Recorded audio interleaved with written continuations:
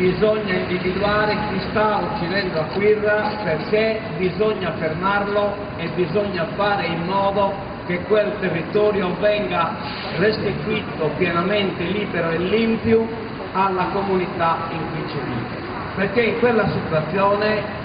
c'è il rischio che quella servitù si trasformi in una schiavitù, se non si è già trasformata. La situazione della zona di Quirra è veramente incredibile, cioè si è creata una specie di monocultura che adesso non è più sostenibile, non è più possibile tollerare, che bisogna lavorare per trovare delle alternative. Noi andremo lì con una festa popolare, non andremo come dei marziani che vanno a fare la loro manifestazione e mostrare al popolo quanto noi siamo sensibili ai problemi. Noi andremo lì a socializzare, a mangiarci insieme qualcosa, a berci insieme qualcosa, a mangiare dei dolci e a parlare con la gente che sta in giro, che ha i problemi, con la gente che non riesce a raccogliere gli agrumi che stanno negli alberi perché quegli agrumi non hanno mercato, perché è aumentata la salinità del territorio e quindi non possono più basare la loro economia su quegli agrumeti in cui si basavano prima, con quella gente che per 3 giorni ha avuto rifiutato il latte nel caseificio di Nurri perché si era sparsa la voce che nel latte potesse passare l'uranio impoverito, con quella gente che non ha vie d'uscita. Noi andremo lì a parlare con loro per vedere insieme a loro se ci sono delle vie d'uscita, per andare al superamento di questa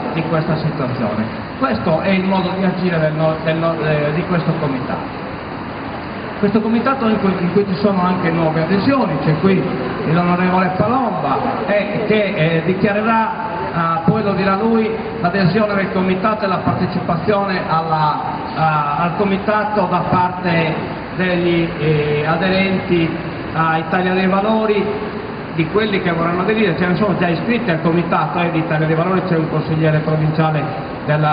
di Nuoro, c'è un consigliere regionale e così via, insomma. Quindi questo comitato si sta allargando ed allargherà anche gli interventi, perché non intendiamo rimanere, una volta che questa esperienza è partita e che forse è la prima esperienza che si sta facendo di un organismo che agisce nella Sardegna, in quanto ci sono dei problemi che riguardano tutto il popolo, non che riguardano soltanto una categoria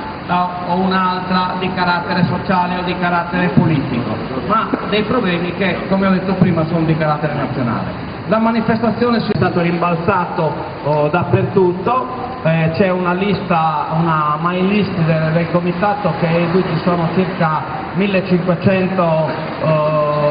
iscritti, e quindi poi questi iscritti la rimbalzano nei loro amici via email, e quindi la notizia si è diffusa, verranno degli autobus da Tempio, da Santa Teresa, insomma sta nascendo una grande mobilitazione, e in questa mobilitazione tutti stanno mettendo qualcosa, come si fa proprio in una festa popolare. C'è chi porta una festa di formaggio, chi porta una torta, chi porta un po' di dolci, chi porta un po' di vermentino, chi porta un po' di acquavite, eccetera eccetera. Questo è quello che noi stiamo facendo. Stiamo provando a fare un altro tipo di intervento all'interno del nostro popolo, un intervento che non sia semplicemente militante. Gli interventi militanti servono, è vero, ma forse oggi è giunto il momento di togliere dal profondo di ogni sentimento del popolo sardo quello che c'è di comune. Vediamo se riusciamo ad interpretarlo, vediamo di andare a scoprire se c'è qualcosa di comune, ed investiamo su quello che c'è di comune, perché forse lì sta la nostra forza.